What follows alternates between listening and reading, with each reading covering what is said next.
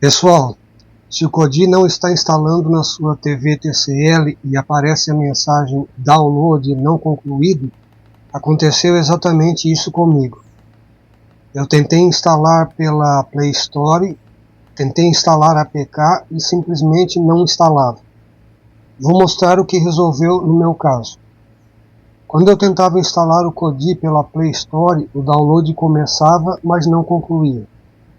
Eu também tentei instalar pelo site oficial, mas a TV simplesmente não aceitava mais a instalação, ou seja, parecia que o Kodi não funcionava mais na TV. A solução que resolveu foi fazer um reset de fábrica na TV. Depois que a TV reiniciou, fiz login novamente na minha conta Google. Nesse momento aconteceu algo interessante. O sistema perguntou se eu queria restaurar os aplicativos que estavam instalados antes. Eu confirmei.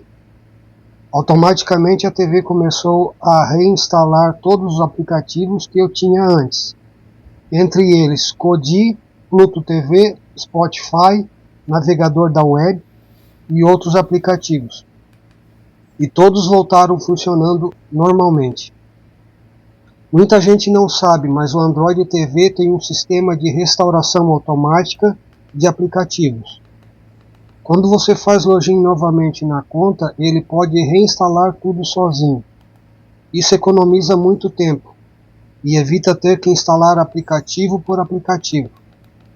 Se esse vídeo ajudou você, deixe um comentário dizendo se funcionou na sua também. Isso ajuda outras pessoas que estão com o mesmo problema.